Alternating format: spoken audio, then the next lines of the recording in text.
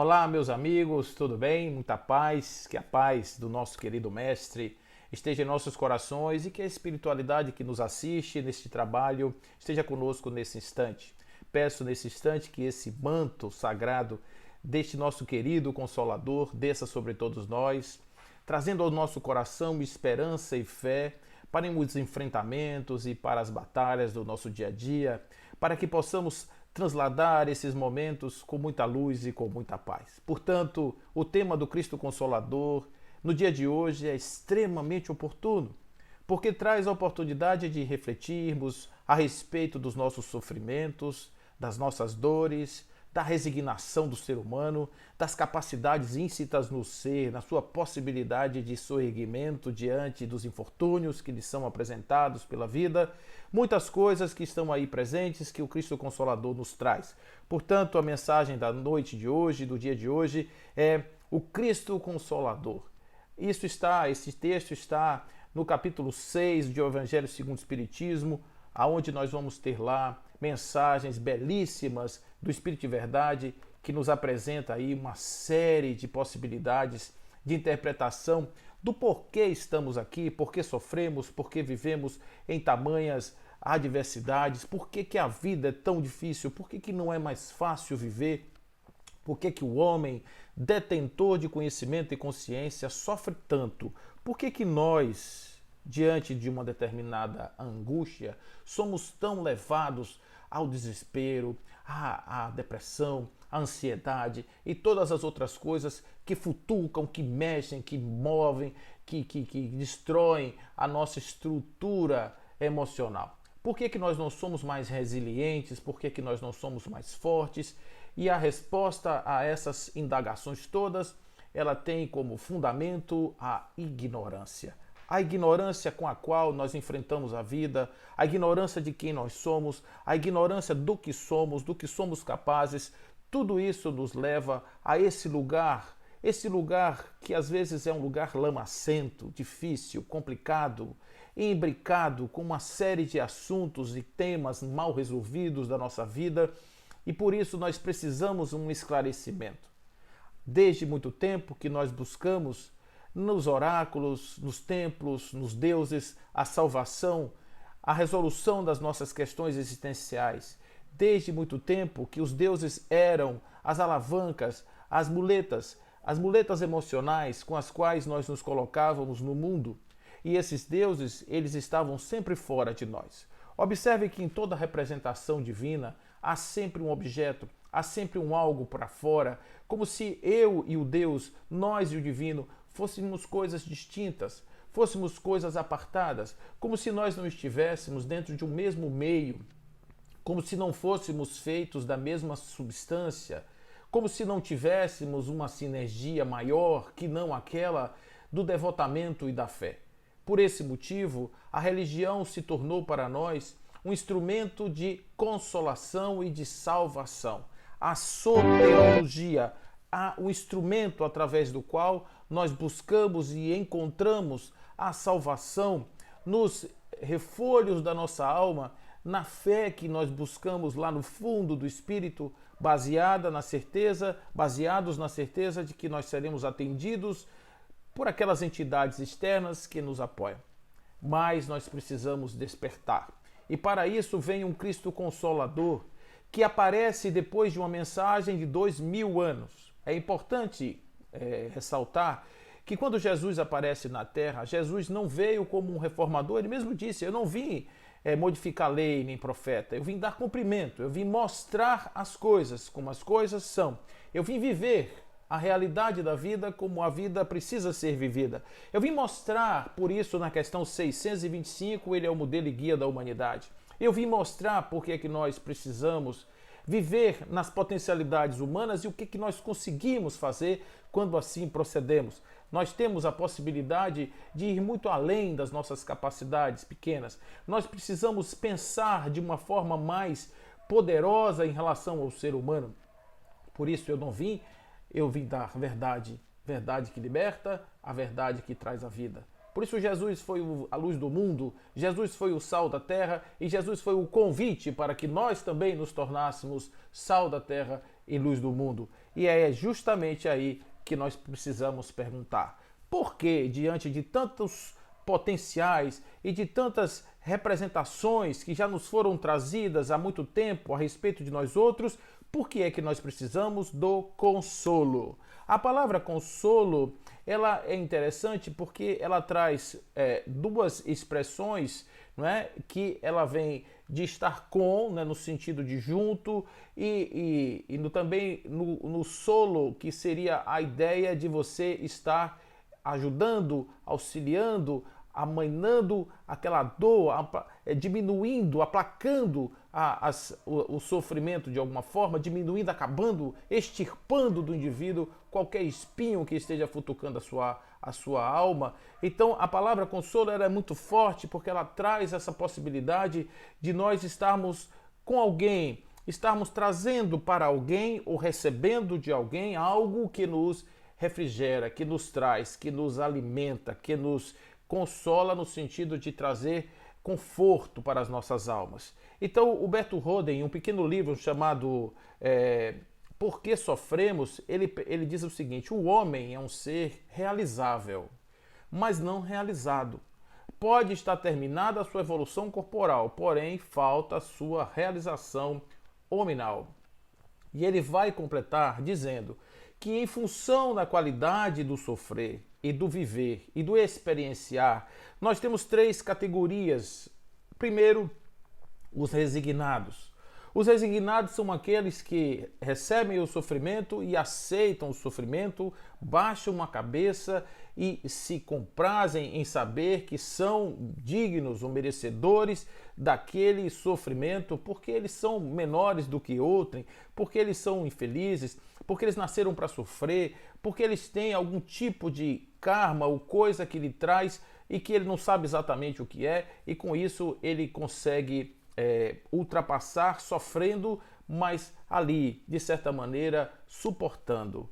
Há também aqueles que são os revoltados. Os revoltados são aqueles outros que, ao invés de simplesmente se calar diante da dor, ou de fazer um outro trabalho melhor ou mais bem elaborado em relação a essa dor, ele simplesmente revolta-se, ele grita, ele chora, ele esperneia, ele bota a culpa no outro, ele fica completamente fora de si, raivoso, revoltado, vingativo. É uma pessoa que vai ter muita dificuldade em elaborar os seus planos de vida por conta disso.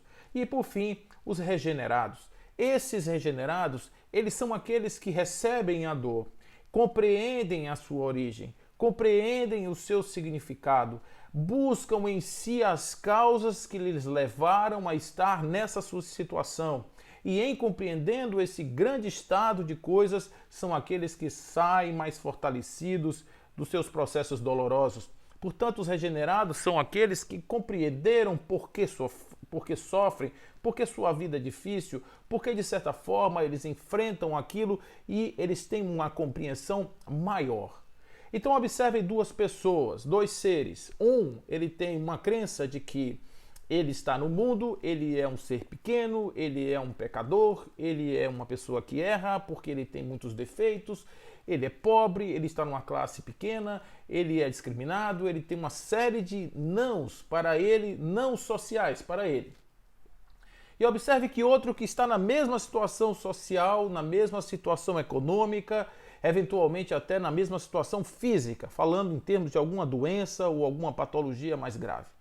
O primeiro deles, ele tem uma condição de orar muito, de pedir pela sua regeneração, pedir pelo seu restabelecimento econômico, pedir para que ele possa realmente sair dali, porque ele faz as coisas dele tudo certinho, ele segue os mandamentos, ele segue ali todo o protocolo da sua fé e, portanto, ele merece ser resgatado. O outro, ele compreende que tem uma necessidade de buscar dentro de si aqueles defeitos que lhes levaram àquele lugar. A falta de interesse pelo trabalho, pelo estudo, de repente a autossabotagem, os sentimentos negativos, a menos-valia, tudo isso ele vai entender que foi ou foram os motivos pelos quais ele se colocou ali. Mais ainda, ele vai compreender também que existem vidas passadas e que eventualmente nas vidas passadas ele fez algumas coisas ou trouxe alguns processos seus que precisam ser expurgados, resolvidos e elaborados nessa vida. Porque nessa vida ele tem as condições necessárias para poder resolver essas questões. E em próximas vidas, porque ele acredita nisso, isso não vai mais ser um empecilho, uma pedra de tropeço, nada que possa realmente atrapalhar a sua estrada. Então observe que os dois indivíduos eles estão numa situação muito parecida, porém em circunstâncias muito diferentes. Enquanto um depende totalmente da heteronomia, da ajuda de fora, o outro vai buscar dentro de si a força para se soerguer. Mas é importante saber que esta força não pode ser igual ou móvel, a força interior, o móvel da outra. Não pode ser matéria de fé. É preciso ser matéria de uma ciência. É preciso ser matéria da natureza, é preciso que o indivíduo saiba que aquilo que ele está sendo convidado para fazer, não é algo mágico, místico, é algo seu, que está em si, que está na sua alma, que está na sua potência. Porque se assim não fosse, ele estaria apenas trocando a forma da representação externa. Enquanto um representado ou representa a sua forma externa em um Deus, uma imagem ou alguma coisa, o outro coloca-se nesse mesmo panteão, como se ele fosse esse divino e ele fosse capaz de fazer isso como um ato mágico, um ato místico. Não estamos falando disso. Estamos falando que esse segundo caso, que é aquele que compreende, que entende, que sabe, ele age em conformidade com a natureza. Ele sabe que aquilo não é matéria de fé, é matéria de natureza. Ele precisa, em primeiro lugar, tomar consciência de que isso existe, depois se apropriar-se dos recursos necessários para fazer o seu soerguimento e depois usufruir dessas benesses que a sua própria alma lhe traz, que é justamente aquilo que vai permitir que ele saia daquele lugar e vá em direção ao lugar que ele deseja ir. Isso tudo é parte da mensagem que o Espírito de Verdade vem nos trazer quando diz que o Espiritismo ele é um conjunto de todas essas coisas. Ele é um conjunto de todas essas potencialidades bastante bem esclarecidas, de uma forma muito clara, para que nós não tenhamos nenhuma dúvida de que se nós tivermos a paciência e o cuidado de irmos atrás de nós mesmos, de irmos atrás das nossas imagens, das nossas forças, da nossa alma, nós conseguiremos ultrapassar qualquer obstáculo, claro, sofrendo, caindo, porque somos humanos, mas, sobretudo, muito mais fortes, muito mais resistentes do que se assim não fosse.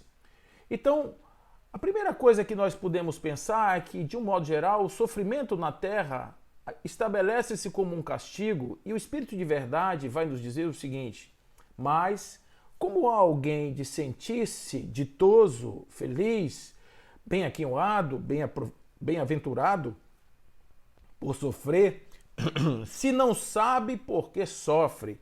Ou seja, se o indivíduo não sabe por que sofre, como é que ele vai aceitar o sofrimento? Se ele não sabe por que aquilo está acontecendo na vida dele, como é que ele vai aceitar o sofrimento? Imagine. Há, inclusive, aí, quando se fala a respeito de crianças, que você tem que explicar bem um castigo que é imposto a uma criança, porque se a criança não compreende por que é que ele está ali, quieto, num canto, por que é que ele vai ficar em silêncio, por que é que ele vai pensar, se ele não estiver nessa condição entendendo, aquilo ali não vai servir de muita coisa. É preciso que haja no despertamento a consciência. Haja sempre a porta entre o estímulo e a reflexão. Porque se não houver a reflexão, se não houver o pensamento, se não houver o porquê, vai se tornar uma revolta. A criança vai achar que mamãe não é legal, porque bota ela pensando e ela não sabe por quê.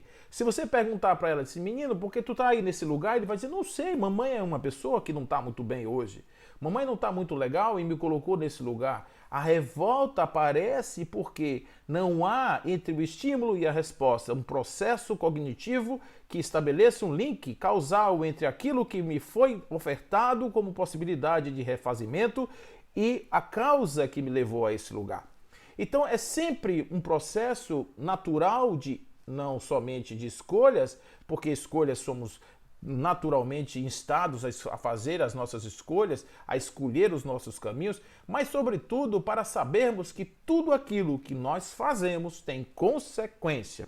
E essa consequência, ela vai se dar justamente quando nós nos colocamos diante da reflexão da vida de uma forma mais presente, de uma forma mais vigorosa, de uma forma mais clara, e podemos, através dos atos reflexivos, fazer uma correlação, um link causal entre o passado, parte dele é que eu eventualmente não sei, mas posso compreender, pelo hoje eu posso compreender. Se eu vivo hoje algum tipo de dificuldade, se eu vivo hoje algum tipo de infortúnio, se algo hoje me abraça de alguma forma para me tirar daquela condição desejada e me coloca numa situação adversa, é porque lá atrás provavelmente essa foi a construção mental que eu elaborei. Provavelmente foi esse o caminho, o campo mental, energético que eu criei com as minhas próprias mãos, com o meu próprio pensamento. É duro pensar isso às vezes, porque hoje eu não tenho muitas vezes a ciência do que fiz no passado. Mas quando eu vejo o presente e sei que o presente é consequência de algo que eu fiz no passado, por uma razão óbvia, porque não existe consequência sem causa. Não existe consequência sem causa. Existe sempre uma causa. Se eu estou ali, é porque eu me coloquei naquele lugar. Não existe nenhuma possibilidade. Há um ditadozinho popular que diz assim: somente lobos caem em armadilhas para lobos. Às vezes a gente vê uma pessoa numa situação completamente difícil. Como é que essa pessoa chegou nesse lugar? Ele foi com as perninhas, entrou naquele lugar, ele se relacionou com aquelas pessoas, ele viu aquela energia, ele aceitou a regra do jogo, mas quando o jogo virou para cima dele, ele agora está realmente numa situação muito complicada, digna de pena.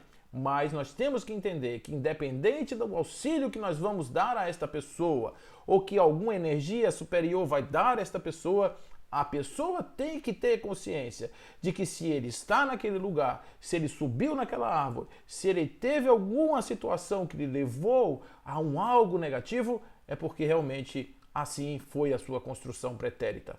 Esse é o primeiro passo da maturidade, não botar a culpa em ninguém. Se mesmo que um outro esteja me causando um determinado tipo de mal, eu tenho que entender em que momento foi que eu me abracei com esse mal. Vou dar um exemplo. Imagine que eu me envolvi com uma pessoa que não é muito legal. Uma pessoa que não gosta de mim, uma pessoa que me maltrata, uma pessoa que me trai, uma pessoa que me diminui, uma pessoa que faz muitas coisas que realmente não são legais numa relação. Imagine que eu continuo vivendo com essa pessoa. Imagine que eu sofro muito por viver nessa situação. Então, quem foi que fez a relação? O outro não me botou uma arma na cabeça, nem pediu que eu aceitasse aquelas condições. Se eu aceitei, é porque alguma coisa em mim me levou a aceitar aquelas condições. Alguma coisa em mim me levou a viver com aquela pessoa diuturnamente. Algo, algum motivo, alguma coisa certamente houve para que eu pudesse ali estar com aquela pessoa. Então, de certa maneira, eu participei desse processo. Eu não fui uma vítima, eu não fui traído. Eu simplesmente me coloquei no local onde a traição era algo possível. Eu me coloquei no local onde a menos-valia era algo necessariamente possível, era algo claramente percebido e esperado. Então, se isso foi algo que eu fiz, eu não posso dizer que a culpa é do outro. A culpa é minha, porque eu andei nesse lugar, eu fui a esse lugar. Agora, eu sei que eu também, da mesma forma que fui, posso voltar e posso deixar de estar ali. Então, eu preciso saber que sou dono, sou o motor das minhas próprias causas. E a partir daí, eu começo a elaborar melhor os temas da minha vida. E um dos temas mais importantes da nossa existência é justamente o final da existência. Por quê? Porque simplesmente você pode ser rico, você pode ser pobre, você pode ser grande, você pode ser pequeno, você pode ser de qualquer etnia, cor, qualquer tipo de religião, qualquer tipo de crença, qualquer tipo de fé. Você pode ter o tamanho da fé que você quiser, você pode ser a pessoa mais elaborada do mundo, você pode ser um espírito encarnado de luz, qualquer coisa que vai acontecer com sua alma. Se você estiver um corpo encarnado, um dia esse corpo vai morrer. E essa é uma questão que nós precisamos enfrentar com muita realidade. Por quê? Porque justamente nesse momento é que existe a maior dor. Então o Espírito de Verdade vai dizendo, nós vivemos, nós pensamos, ou desculpe, Allan Kardec, no Céu e Inferno, vai dizer, nós vivemos, nós pensamos, nós agimos. Eis o que é positivo. E nós morremos. O que não é menos certo. Então isso está lá, o Céu e Inferno, primeira parte, capítulo 1, Allan Kardec. Então, se há essa inexorabilidade, por que é que quando acontece nós não estamos preparados para isso? Por que quando acontece nós achamos sempre que houve alguma coisa que errou, que saiu do controle? Pode até ser que existam motivos de morte que sejam aparentemente banais, que as pessoas simplesmente digam assim, nossa, como é que isso aconteceu? Fulano ontem estava muito bem, agora de repente ele não está mais. Que situação que aconteceu? O que levou isso, a circunstância, a se modificar de tal sorte que ceifou a vida desse nosso companheiro? Claro, se nós não tivermos aí o entendimento de como funciona isso, a gente vai ficar muito complicado. Como é que o Espírito de Verdade explica a questão, ou melhor, como é que o Espiritismo, através do Espírito de Verdade, através de toda a falange de espíritos e invisíveis que nos trouxeram a mensagem consoladora através de Allan Kardec, nos explicam isso? Simples. Nós estamos trazendo na nossa vida escolhas que nós fizemos antes de viver. E uma das escolhas que nós trouxemos para cá é mais ou menos parecida com algo que nós chamamos de tempo de vida, circunstâncias de começo, de meio e de fim. Não o determinismo, não a coisa fechada, não uma coisa estabelecida, mas alguma coisa que realmente fala muito sobre os tempos de ficar, os tempos de chegar e os tempos de partir.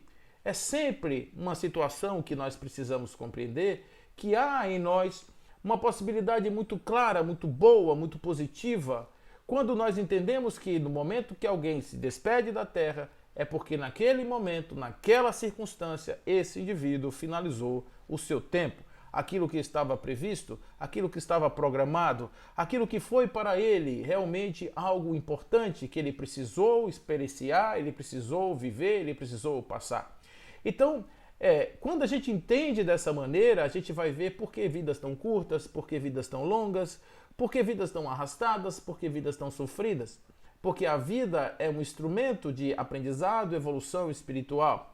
Todas as oportunidades da vida são ocasiões maravilhosas para que nós possamos desenvolver o nosso espírito. E por esse motivo nós temos que entender que tudo o que nos acontece são circunstâncias favoráveis ao processo evolutivo, inclusive os momentos e a forma como nós nos despedimos aqui do planeta. Tudo isso traz para o espírito uma mensagem muito importante que lhe dá a condição de refletir positivamente sobre esses aspectos, sobre por que cheguei, como fui embora, será que eu gostei da maneira como me despedi? E se isso foi algo que eu impingi a um outro no passado, agora eu experimento e sei a dor que isso causa, nunca mais promoverei essa dor em outrem. Então eu tenho mensagens muito positivas que são passadas em algo que aparentemente nos causa dor. Mas nós não temos essa ideia. Nós temos uma ideia muito diferente. Nós temos uma ideia de que a morte é algo como se fosse uma perda, algo como se fosse um aniquilamento, algo como se fosse um castigo ou uma grande desgraça que aconteceu na nossa vida. É justamente a maneira como a gente vive. Uma expectativa de que a vida possa se prolongar ao longo de infinito, quando em verdade assim não é. Uma grande ilusão que o Consolador vem dizer: ninguém morre, fique tranquilo, porque isso apenas é uma passagem, é um momento, é uma transfiguração de uma forma, a maneira como esse indivíduo ele se apresenta diante de um cenário de relacionamento. Nesse momento, engessado em um corpo físico, a posteriori, sem este corpo físico, mas com toda a sua consciência, com toda a sua ciência, com toda a sua possibilidade de expressão, de comunicação, de mandar mensagens e de continuar refletindo, progredindo, evoluindo, como é a nossa inexorável estrada evolutiva. Então nós não temos que nos preocupar com isso da forma como nos preocupamos. Claro, sentir a dor, sentir o sofrimento, passar por esse momento, para nós é extremamente importante do ponto de vista de seres cientes, seres emocionais, seres que elaboram a sua emoção a partir justamente dos fatos que lhes são apresentados através das colisões ou das experiências existenciais. Mas nós precisamos entender que, para além do sofrimento do momento, da perda momentânea ou do afastamento, ou seja lá qual for a nossa visão, que nós tenhamos a certeza de que a vida não para. A vida continua para sempre, para além dos muros, dos umbrais dessa nossa ilusória e aparente concretude. Então a verdade que liberta, vai aqui de novo, nosso querido Espírito de Verdade vai dizer assim: sinto-me por demais tomado de compaixão pelas vossas misérias, pela vossa fraqueza imensa, para deixar de estender mão socorredora aos infelizes transviados, que vendo o céu, caem nos abismos do erro. Crede, amai, meditai sobre as coisas que vos são reveladas. Não mistureis o joio com a boa semente, as utopias com as verdades. Olhe que o Espírito de Verdade aqui está fazendo duas advertências importantes. Primeiro, que quando ele fala, que ele traz a ideia de que nós, estando aqui vendo a mensagem que está para além do plano físico, nós não podemos, em hipótese alguma, imaginar que, tendo ciência dessas mensagens, indo contrariamente aos seus ditames ou aquilo que aquelas mensagens orientam, que a gente vai se dar bem de alguma forma. Não dá para entender isso. Se existe uma lógica da natureza que move as coisas, que cria a perfeição de tudo mais. Olhe, o sol nasce todo dia ali, mais ou menos no mesmo lugar. Se põe da mesma forma, passa por cima do céu. Isso acontece todos os dias há milhões de anos. E todos os dias ele monta um espetáculo particularmente diferente. As nuvens, a cor, a forma como ele faz, a criatividade infinita. Por que isso acontece? Por que no lugar do Sol não nasce a Lua? Ou Saturno? Por que não acontece de repente do Sol um dia não vir? Porque existe uma lógica na natureza, existe uma lei na natureza, existe uma dinâmica natural, existe uma ordem em todo o universo. E essa ordem, ela faz com que tudo aconteça como tem que acontecer e não como eu gostaria que fosse. Então, se eu sei que existe uma ordem, eu tenho conhecimento dessa ordem e eu transgrido essa ordem, o culpado sou eu, que não prestei atenção na ordem. O que o Espírito de Verdade está dizendo é o seguinte: gente, existem mensagens que estão aí colocadas e elas precisam ser refletidas, elas precisam ser conhecidas. Nós precisamos estudar isso, nós precisamos compreender que, para além dos nossos pensamentos, dos nossos desejos, existe um sistema. E que esse sistema não foi criado por ninguém, não foi criado por um cientista, não é algo que é objeto de um decreto humano. É algo que estabelece uma perfeição do infinitesimal ao macrocosmo máximo possível. Nessa escala entre o micro e o macro, tudo acontece dentro de uma perfeição absoluta, e que nós não temos absolutamente a menor possibilidade de chegar ali e mudar um tio, mudar um fio de cabelo da cabeça. Nós não podemos fazer isso. Então, como nós não temos essa autonomia para mudar isso, como nós não temos essa capacidade de fazer, mudar ou derrogar leis naturais, nós temos que entender as leis naturais e não simplesmente ir contra elas. E a segunda advertência que nos faz o Espírito de Verdade é: não confunda as verdades com as utopias, porque existem muitas utopias. Pessoas mal intencionadas ou até mesmo pessoas ignorantes que não conseguem ainda, pelo seu estado evolutivo, pelo seu modelo mental, pela forma como que encaram a vida, pelos seus valores, eles não conseguem apreender aquilo que vem das mensagens dos Espíritos. Por isso, eles interpretam essas mensagens de uma forma que ela é muito conveniente para esse seu estágio atual, para esse seu modelo atual. E com isso eles levam muitas pessoas ao engano também, porque se uma pessoa tiver a capacidade da oratória e for um ignorante na interpretação dos códigos da vida, ele levará muitas pessoas à interpretação equivocada a respeito desses fenômenos e, consequentemente, as pessoas vão cair no abismo. São os cegos que guiam cegos, advertidos aí por Jesus. Então, duas questões. Nós não podemos ir contrariamente àquilo que é uma lei natural e precisamos conhecer essas leis para atuar em conformidade com elas, porque isso é o que os Espíritos nos disseram, é o bem. O bem é tudo aquilo que é conforme às leis de Deus. E, ao contrário, tentando modificar essas leis, dar adaptações para que elas se adequem ao meu modelo mental ou à minha forma de ver o mundo, eu simplesmente eu quero fazer agora uma versão mais simplificada, um Deus para iniciantes, uma natureza para pessoas que creem nessa determinada escola ou linha de pensamento. Não é dada a ninguém essa prerrogativa. Então a advertência do Espírito de Verdade é, ao invés de ficar plantando o joio no meio do trigo, trazendo ideias estapafúrdias que não fazem o menor sentido, como, por exemplo, misturar espiritualidade com dinheiro. Isso é uma coisa horrorosa, que está aí, a miúde, espalhado em todos os lugares, é um perigo isso.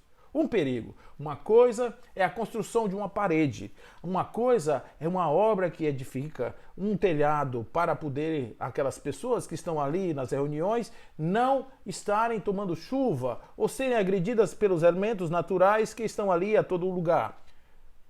Outra coisa é acúmulo desenfreado de dinheiro e a busca do dinheiro como forma de resultado do seu processo de fé.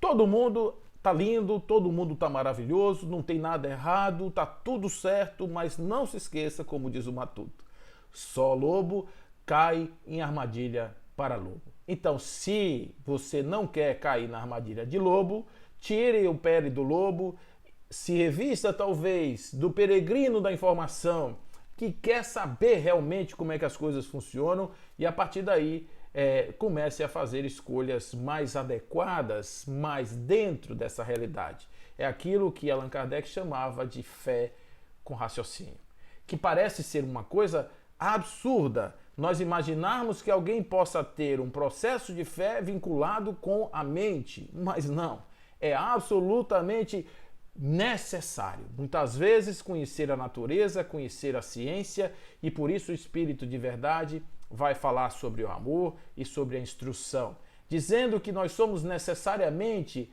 temos que ter esses dois vieses para que a gente possa então estabelecer uma forma de desenvolvimento mais pleno para todos nós.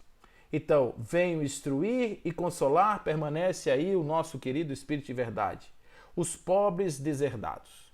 Venho dizer-lhes que elevem a sua resignação ao nível das suas provas, que chorem, porquanto a dor foi sagrada no jardim das oliveiras, mas que esperem, pois que também a eles os anjos consoladores lhes virão enxugar as lágrimas. Então, o luto, conforme assim dissemos, ele é importante, é necessário. Muitas vezes a pessoa diz assim, sou espírita não chora, espírita entende isso tranquilamente. Olha, cuidado com isso, tá certo? Porque espírita é ser humano. Espírita, porque entende que a morte, aniquilamento, essa coisa, ele não fica fora disso não. Ele tem necessidades, às vezes, de chorar, de sentir a sua dor, de sentir a sua saudade. Ele precisa experimentar isso de forma muito e precisa ser respeitado nesse seu momento. Então, jamais dizer uma pessoa, não chore, você sabe que isso não aconteça, deixa a pessoa chorar. A pessoa está sentindo aquela dor, é preciso que ela chore mesmo.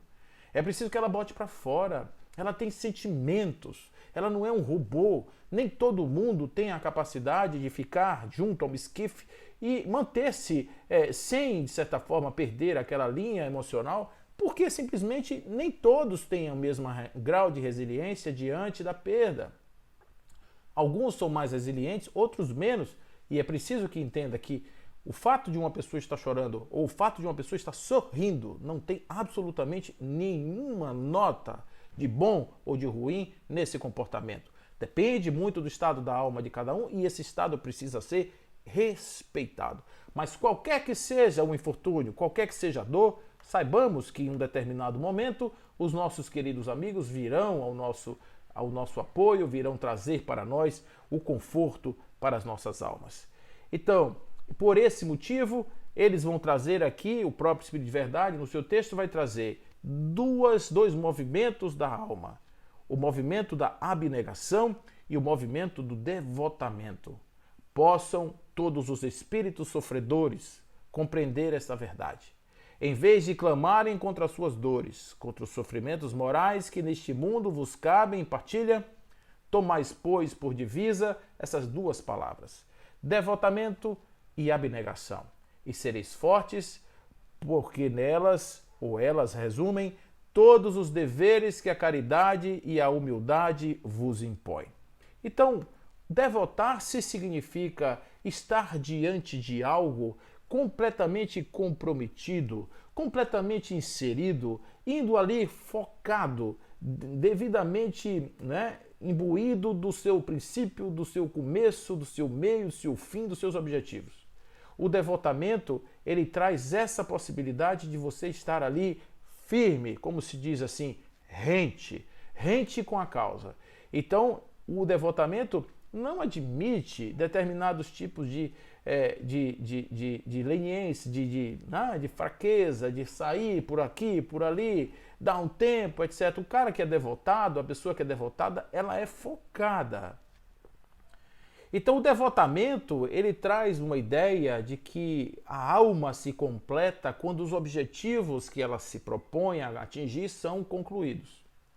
Então, quando o indivíduo vive na Terra e que tem objetivos maiores, imagine uma situação, vou dar aqui uma situação hipotética. O sujeito tem a compreensão de que ele pode realmente ser mais. E no momento em que ele se coloca com essa missão, ele abre um caminho de devotamento e firme. Ele vai ser disciplinado, ele vai ser realmente ali, estar resignado ali em cima, ali o tempo inteiro com força. Porque ele sabe que os objetivos valem a pena. Ele sabe que os objetivos são importantes e que valem a pena, fazem todo sentido quando o indivíduo está diante disso, querendo alcançar essa meta evolutiva. A outra coisa é quando o indivíduo está diante desse caminho e eventualmente começam a vir determinadas propostas alternativas. Por que você está se dedicando a isso? Por que ao invés de você estar se dedicando a isso, você não dá mais tempo para você? Você quase que não consegue mais se divertir, ir para lugares, estar com as pessoas, etc., companhia limitada, outras possibilidades importantíssimas para a nossa vida, mas que podem ser, dentro de uma escala de prioridade, ser colocadas talvez no segundo plano. Depende muito da pessoa, depende de como a pessoa queira encarar-se assim. Mas observe que quando nós estamos falando a respeito desse movimento de transformação do indivíduo, de devotamento, claro que vão existir momentos em que eu vou ter que abrir mão de algumas coisas. Eu vou ter que abrir mão, às vezes, até dos meus próprios interesses. Eu vou ter que abrir mão daquilo que eventualmente para mim poderia ser até bom, mas eu faço isso em nome de uma coletividade. O nome disso é abnegação. A palavra abnegar significa negar a si mesmo e seguir-me, como Jesus ia dizer. Aquele que quiser, tome sua cruz, negue a si mesmo e me siga. Isso é abnegação.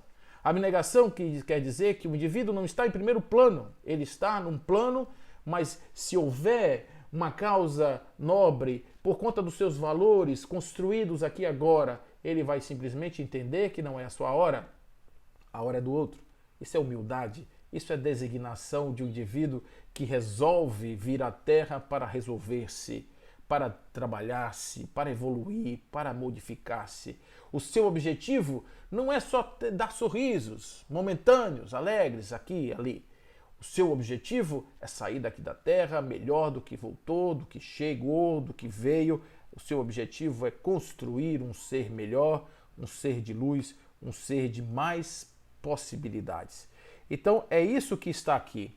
Então vinde a mim, pois, vós que estáis sofrendo, e vos achais oprimidos e sereis aliviados e consolados. Nós vamos lembrar, vinde a mim vós que estáis cansados e eu vos consolarei, derramai sobre mim o teu jugo, não é? Porque eu sou manso e humilde de coração, e encontrarei repouso para vossas almas, porque o meu fardo é leve e o meu jugo é suave. Jesus traz a proposta do jugo leve, e aqui nós estamos vendo o Espírito de verdade, trazendo de novo a mesma mensagem. Vós que sofreis e vos achais oprimidos e sereis aliviados e consolados. Não busqueis alhures em outros lugares a força e a consolação, pois que o mundo é impotente para dá-las. Deus dirige um supremo apelo aos vossos corações por meio do Espiritismo. O Espiritismo vai nos trazer o quê? Vai nos trazer uma salvação? O Espiritismo vai nos trazer aquilo que seja vai nos trazer um consolo barato? O Espiritismo vai ser através dos passes da água fluidificada, dos espíritos de luz? É isso que nós estamos falando? Não. O Espiritismo trouxe a ideia de que o espírito construtor, ele é perfeito. Ou melhor, ele é perfectível. Ele é capaz de tornar-se perfeito.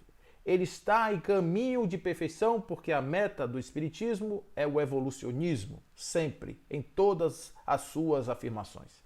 Do átomo ao arcanjo, daquele que é escuridão para a luz. Como é que nós fazemos essa trajetória? Através da reencarnação. É por isso que lá na lei de amor está lá a reencarnação com uma mensagem consoladora máxima de que nós não somos colocados ao final da vida no inferno eterno ou num céu eterno por conta daquilo que tenhamos feito no intervalo de tempo tão curto. Porque para um espírito tornar-se luz, é preciso que ele adquira consciência da sua luz, da sua iluminação. E não é um ser que vai fazer isso de forma barata, de forma rápida, de forma assim, tão simples que vai simplesmente conseguir ultrapassar todas as dificuldades, os empecilhos que a alma humana precisa ultrapassar para tornar-se divina, iluminada. Então, para isso, nós temos que ter oportunidades sucessivas, e nós temos essas oportunidades sucessivas através da reencarnação. Então não busque lá fora necessariamente a salvação, busque em você. Busque na sua alma, no seu próprio espírito, naquilo que é o seu potencial, porque você vai encontrar as mesmas coisas que estão lá fora. Observe que para que um espírito de luz me ajude, para que um santo me ajude, eu tenho que estar em sintonia com ele. Eu não posso estar de portas fechadas, eu tenho que estar com as portas abertas. Eu tenho que estar com o coração aberto, eu tenho que estar com a alma completamente predisponível para receber as sementes que germinarão em bondade, em frutos de desenvolvimento e progresso do espírito. Eu não posso ficar criando essas ilusões de que eu simplesmente posso fazer uma oração e o espírito tem a obrigação de me atender. Não tem. Ele vai me atender se eu estivesse disponível, se meu coração for disponível. Você quer ver a figura que mostra isso muito bem? No filme Nosso Lar, tem uma passagem de André, que é aquele momento inicial do filme, onde ele está no umbral. E ele só sai dali quando o seu coração se coloca disponível. Observe que é interessante aquele momento. Enquanto ele está sofrendo, ele está sendo acossado pelos outros espíritos que estão lhe obsidiando naquele momento, ele não consegue fazer a conexão. Apenas quando ele faz a conexão, ele recebe o auxílio daqueles que precisam estar com ele. Não quer dizer que não existam ajudas espirituais. Num momento nenhum estou falando isso. Existem. Os espíritos estão conosco o tempo inteiro, são eles que nos dirigem a miúde, normalmente, de forma cotidiana. De ordinário, como eles mesmos dizem. Eles nos dirigem. Mas nós precisamos estar atentos e abertos para recebermos essas energias. Nós precisamos nos conscientizar de que somos, e aí está o Consolador. O Consolador diz: você padece de um mal cujo remédio está na sua prateleira, ao alcance da sua mão. Basta que você tenha olhos de ver, mãos de alcançar. E a partir do momento em que você vai à sua prateleira, à sua farmacinha e pega esse remédio e toma esse remédio, imediatamente os seus males se aliviarão. Imediatamente você entenderá porque o jugo é leve, porque o fardo é suave. Então, ele vai mostrar para todos nós que às vezes nós não queremos olhar e estender a mão na prateleira porque é melhor receber ajuda barata, gratuita, sem esforço. Abnegação e devotamento.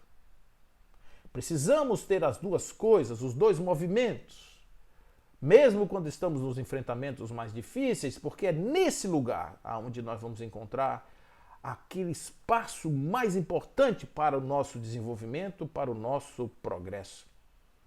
Então, ir no chão é válido, sempre necessário às vezes. Mas saber que quando nós chegamos lá, nós temos força para levantar. Nós caímos porque precisamos compreender a nossa fraqueza. Mas ao mesmo tempo, nós chegando neste lugar, nós podemos entender a força que nos move, que nos ergue, que nos eleva, que nos empurra para cima. E essa força está dentro de nós. Então, continua aqui numa das mensagens mais lindas do Espírito de Verdade, quando ele diz assim: bebei na fonte viva do amor e preparai-vos cativos da vida, a lançar-vos um dia livres e alegres no seio daquele que vos criou fracos para vos tornar perfectíveis, e que quer modeleis vós mesmos a vossa maleável argila, a fim de serdes artífices da vossa própria imortalidade. Olha, gente, isso é de uma beleza, porque aqui há uma síntese.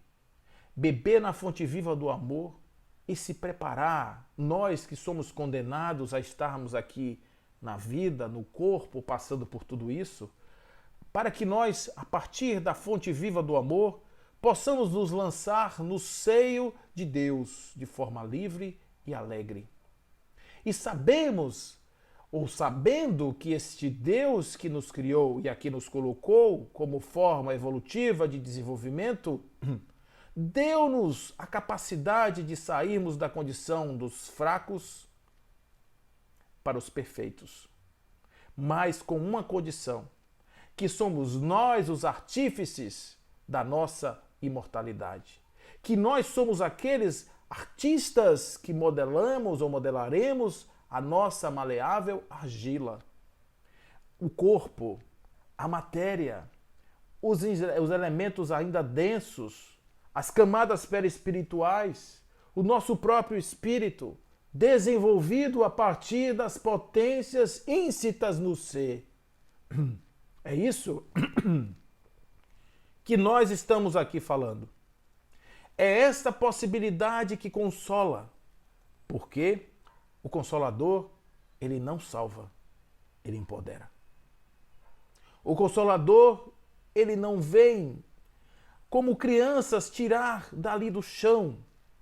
O Consolador vira para a criança e diz: amado filho, se levante. Se levante porque você tem a força das pernas. Mas mamãe, papai, o meu joelho sangra. Não se preocupe. O seu corpo tem a potência da regeneração. Mas papai, está doendo. Não se preocupe. A sua alma tem a potência da superação. Mas está sangrando. Não se preocupe. A natureza tem o dom do seu próprio refazimento. E assim, compreendendo as estruturas que estão conosco, ao invés de sermos vítimas das circunstâncias, nós seremos os artífices da nossa própria imortalidade. E aí, continua o nosso querido mestre, o nosso Espírito de Verdade, com a mensagem que é uma das mais importantes mensagens de toda a codificação.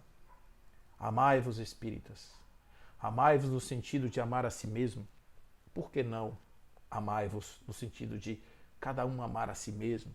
E encontrar em si as potências dessa alma que são amorosas, e, consequentemente, esses indivíduos tirados do poço lamacento da ignorância possam fazer brilhar aí sim o seu verdadeiro amor pelo outro. Ninguém é capaz de dar a ninguém aquilo que não possui. Amar alguém sem amar verdadeiramente o sentido amoroso pleno do indivíduo é algo muito difícil. Não estou falando do amor do ego, você tem que se amar para amar os outros. Não estou falando isso. É preciso que o indivíduo desenvolva a sua capacidade de ser amante para amar. É preciso que o indivíduo seja a fonte inexpugnável do amor para que ele possa distribuir amor incondicionalmente. Para fazer isso sem sofrimento, para fazer isso de maneira natural, para fazer isso sem esperar paga, ele precisa iluminar-se. Através de quê? Da instrução. É a instrução que faz com que o indivíduo desenvolva o seu processo, o seu aprendizado. É a instrução que faz com que o indivíduo saia da ignorância e se coloque na via do desenvolvimento e do progresso. Ninguém vai conseguir sair da dependência, da heteronomia, sem descobrir os códigos da natureza, as leis da vida. E as leis da vida estão nos livros, na cabeça dos sábios, nas histórias que já nos contaram todos aqueles que vieram antes de nós. A verdadeira história da natureza está contada nos fenômenos inúmeros que nós presenciamos todos os dias, que a natureza nos dá. O sol maravilhoso, a lua linda, espetacular, a chuva que cai, os espinhos da rosa e o seu perfume. Em tudo isso existe a beleza de Deus, as suas leis e a sua perfeição. Nós precisamos entender isso. E para entender isso, nós temos que ter olhos de ver. Estudar não é só ficar ali olhando, lendo, estudando, participando de grupos de estudos, tudo é importante. Mas estudar significa instruir, significa ir para os livros da natureza, observar, contemplação, introspecção, autoconhecimento, por que não? Esse também é um grande manancial de informação que nos tira da ignorância e nos coloca na direção da luz. O coração bate então melhor, a alma se asserena e o corpo se forra aos desfalecimentos. Por isso que o corpo tanto menos forte se sente, quanto mais profundamente golpeado é o espírito. Quanto mais nós estamos sendo testados, desenvolveremos mais resiliência, mais capacidade para o nosso desenvolvimento e para o nosso progresso. Não tenham medo da dor. A dor é ruim. A dor é um desconforto. A dor nos traz, às vezes, angústias terríveis. Mas nós não podemos esquecer que por trás disso existem potências na minha cabeça. Capacidade de dizer não, de se levantar, de tomar um banho, de mudar a atitude, não ficar no coitadismo, no vitimismo, sair daí desse lugar e ir em direção à luz. Olhar para cima, olhar para baixo, ver espinho, pedra, caminho, o pé ali doendo. Olhar para cima, o infinito, o céu e as estrelas. É uma postura, é uma atitude. Ser feliz é atitude. Atitude diante da vida, atitude diante das coisas, atitude diante dos problemas, atitude diante dos infortúnios aparentes, que são apenas infortúnios aparentes. O Consolador, ele não vem dizer que você é coitadinho. O Consolador vem dizer que você pode estar numa condição inferior, mas você sai dessa. Você sai. E acredite, porque tudo passa. Olhe, veja a Inglaterra bombardeada na Segunda Guerra Mundial, destruída toda. E olha, vai lá hoje em Londres, vê como é. Hiroshima, Nagasaki, tudo destruído, uma bomba atômica. E vai lá hoje vê como é. Tudo se reconstrói, gente. Tudo se levanta. Na natureza, nada se perde, nada se cria, tudo se transforma. Nós nos transformamos. Assim como as coisas se transformam, as cidades se transformam, as formas, muitas vezes, se alteram. Nós também temos essa capacidade. É por isso que o Consolador consola. O Consolador consola porque diz: sempre vai ter em você a chama viva do amor, que vai te tirar desse lugar da indecisão, para que no final nós tenhamos este sentimento, o sentimento do dever cumprido. O sentimento do dever cumprido, diz o Espírito de verdade, dará repouso ao espírito, resignação, devotamento, abnegação. O sentimento do dever cumprido.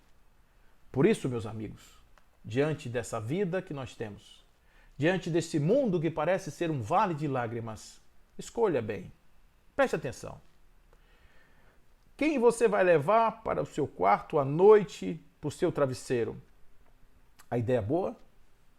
Que vai permitir você fazer reflexões positivas, não é visão de Poliana, é visão da natureza, dos códigos divinos. Você vai levar a beleza de uma flor com todo o seu aroma.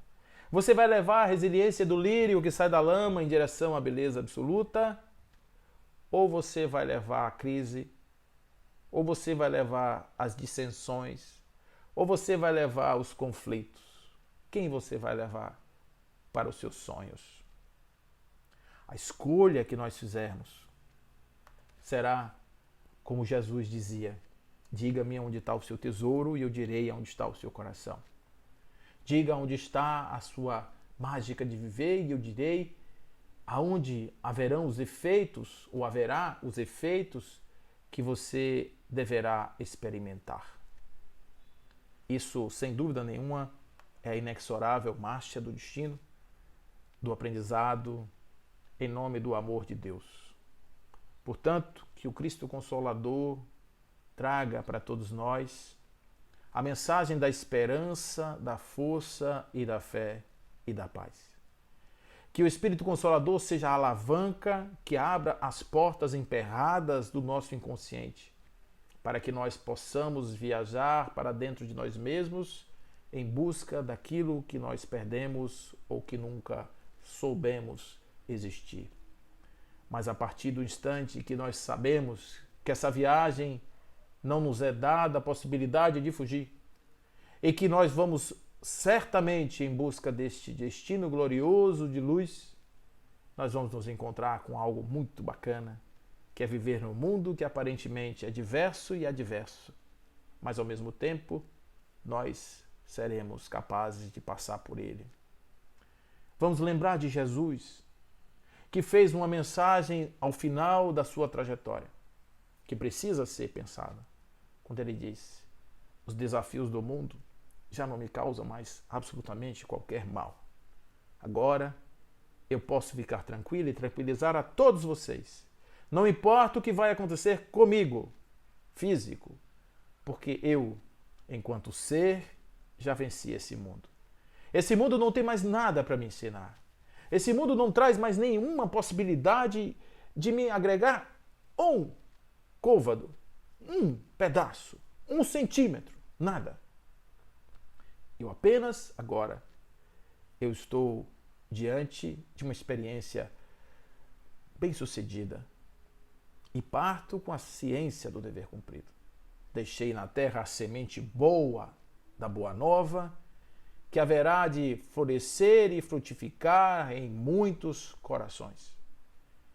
Ressurreições gloriosas, como vai dizer Allan Kardec no primeiro dia da publicação de O Livro dos Espíritos, quando ele diz que se aquelas sementes lançadas em profusão pelo Livro dos Espíritos, aqueles 1000 exemplares, caírem em corações maduros, gloriosas ressurreições haverão de ser percebidas. E é assim que nós vamos caminhando, aprendendo, ensinando e refletindo. Que essa seja a mensagem do seu coração e que você olhe para dentro de você e encontre a força para achar em você a luz e a paz.